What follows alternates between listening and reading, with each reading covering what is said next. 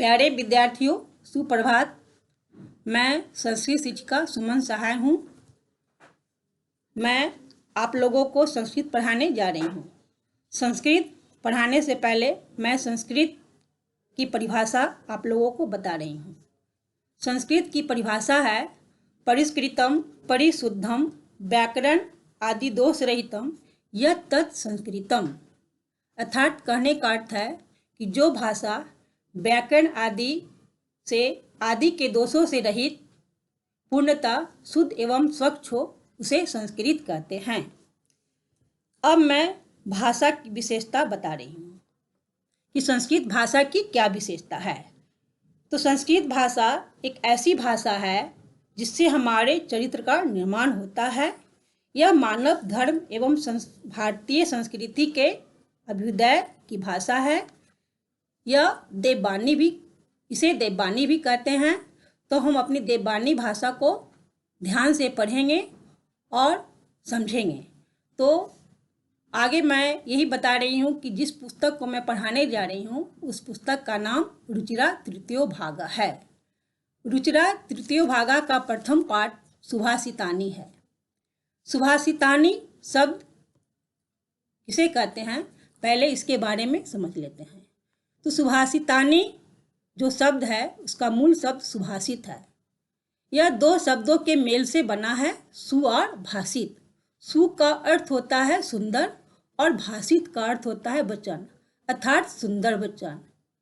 तो इस सुभाषितानी पाठ में सुंदर सुंदर वचनों का संग्रह किया गया है, इसलिए इस पाठ का शीर्षक सुभाषितानी है। अब हम चलते हैं। पहला श्लोक,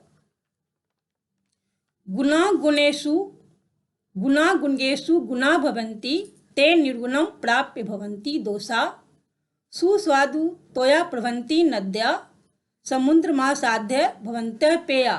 यहाँ कहा गया है कि गुणियों में गुण ही गुण होते हैं, किंतु जो व्यक्ति अवगुण को प्राप्त कर जाते हैं वह दोष युक्त हो जाते हैं। जिस प्रकार नदियाँ स्वादिष्ट जल को लेकर हिमालय अर्थात पर्वत से निकलती है, किंतु समुद्र में जब वह मिल जाती है तो पीने योग्य नहीं रहती है। यहाँ कुछ कठिन शब्दों का अर्थ बता रही हूँ, जैसे गुणगेषु गुणियों में, निर्गुणम अवगुण, भवन्ति होते हैं, सुस्वादु तोया स्वादिष्ट जल, असाध्य पहुंचकर, अपेया पीने योग्य नहीं होती है। अब मैं इस श्लोक का हिंदी फिर दोबारा बता रही हूँ। गुणियों में गुण ही गुण होते हैं, किंतु जब वे अवगुण को प्राप्त करते हैं तो दोष युक्त हो जाते हैं। जिस प्रकार नदियाँ स्वादिष्ट जल युक्त पर्वत से निकलती है, किंतु जब वह समुद्र में मिल जाती है तो पीने योग्य नहीं रहती है। अब हम दूसरा श्लोक पढ़ेंगे। साहित्य संगीत कला विहीना साक्षात पशु पुक्ष विषाणहीना त्रीणम न खादन अपि जीवमानः तद भाग देयम परमम पशुनामा। यहाँ बताया गया है कि साहित्य संगीत तथा कला से रहित व्यक्ति कैसे होते हैं, तो बिना पुच्छ तथा सिंह वाले पशुओं के समान होते हैं, जो घास न खाते हुए भी जीवित है।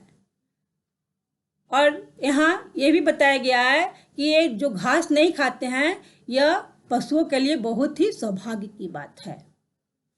तो हम कुछ कठिन शब्दों का अर्थ बता दे रहे हैं, जैसे पुच्छ का अर्थ होता है पूछ, विषाण का अर्थ होता है सिंह, हीना का अर्थ होता है रहित, यानी बिना सिंह वाला, यानी सिंह रहित।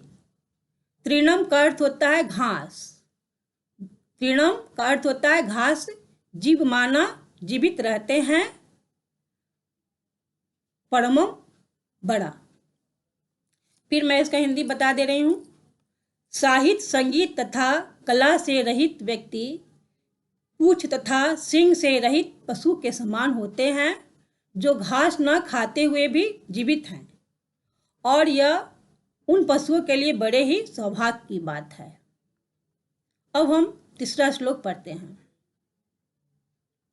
लुब्धस्य नश्यति यश पिशुनस्य मैत्री नष्ट क्रियस्य कुलम अर्थपरस्य धर्म विद्या फलम व्यसनिना कृपणस्य सौख्यम राज्यम प्रमथ सचिवस्य नराधिपस्य। यहाँ कहा गया है कि लालची व्यक्ति का यश नाश हो जाता है।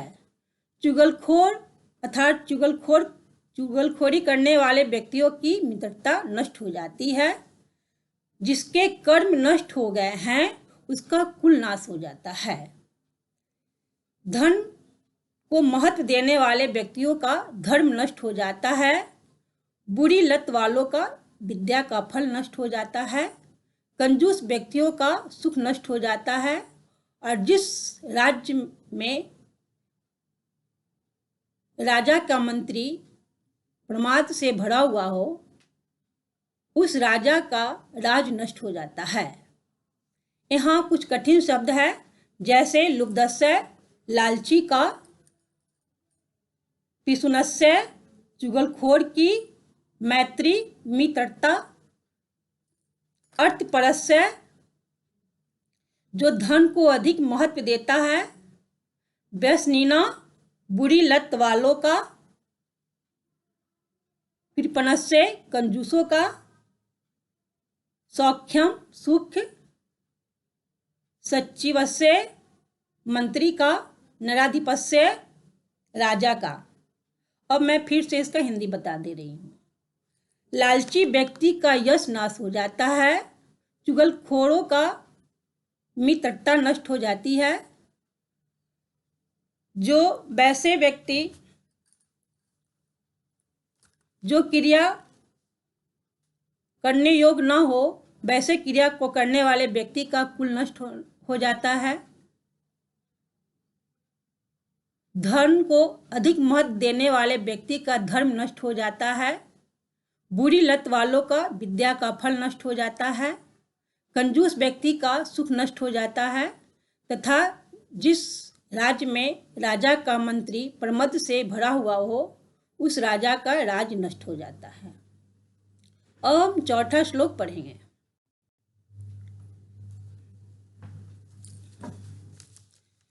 पीत्वा रसम तु कटुकम मधुरम समानम माधुर्यम एव जनयेत मधुमक्षिकासो संतः तथैव समसज्जन दुर्जना नाम श्रुत्वा वच मधुर सुक्त रसम सृजन्ति।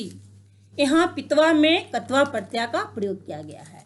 तो कहा गया है कि जिस प्रकार मधुमक्खी कड़वे अथवा मधुर रस को समान रूप से पीकर मधुर रस ही उत्पन्न करती है, उसी प्रकार संत लोग भी सज्जन और दुर्जनों की बात को समान रूप से सुनकर मधुर सुक्ति का ही निर्माण करते हैं। यहाँ कुछ कठिन शब्द है, जैसे कटुकम। कटुकम का अर्थ होता है कड़वा। मधुरम, मधुरम का अर्थ होता है मीठा। माधुर्यम, माधुर्यम का अर्थ होता है मधुरम, मधुर। जनयेत, जनयेत का अर्थ होता है पैदा करती है। मधुमक्षिकासो का अर्थ होता है उस मधुमक्खी, मधुमक्षिकासो का अर्थ होता है, यहाँ मधुमक्षिकासो में संधि विच्छेद है, मधुमक्षिका जोड़ असो, असो का अर्थ होता है यह, और मधुमक्षिका का अर्थ होता है मधुमक्खी। संत यानी संत लोग, तथा वैसे ही, तथा का अर्थ होता है वैसे ही। सज्जन का अर्थ होता है सज्जन, दुर्जना नाम दुर्जनों के। श्रुत्वा का अर्थ होता है सुनकर। मधुर सुक्त रसम का अर्थ होता है मधुर सुक्ति रस। सृजन्ति का अर्थ होता है निर्माण करते हैं। मैं फिर से एक बार इस श्लोक का हिंदी बता दे रही हूँ। जिस प्रकार मधुमक्खी कड़वे अथवा मधुर रस को समान रूप से पीकर मधुर रस ही उत्पन्न करती है, उसी प्रकार संत लोग सज्जन और दुर्जनों की बात को एक समान रूप से सुनकर मधुर सुक्तियों के रस को ही उत्पन्न करते हैं अर्थात निर्माण करते हैं। तो बच्चों, अब मैं आज की पढ़ाई यही समाप्त करती हूँ। उम्मीद है आप लोग को जो मैं सुभाषितानी पाठ का 4 श्लोक जो पढ़ाई हूँ वह सभी आप लोग समझ गए होंगे। और आज का आप लोग का गृह कार्य यही है कि इन 4 श्लोक को हिंदी सहित अपनी कॉपी पर लिखिएगा और याद कीजिएगा। आज के लिए बस इतना ही। अंत में मैं यही कहूँगी, घर पर रहिए, सुरक्षित रहिए।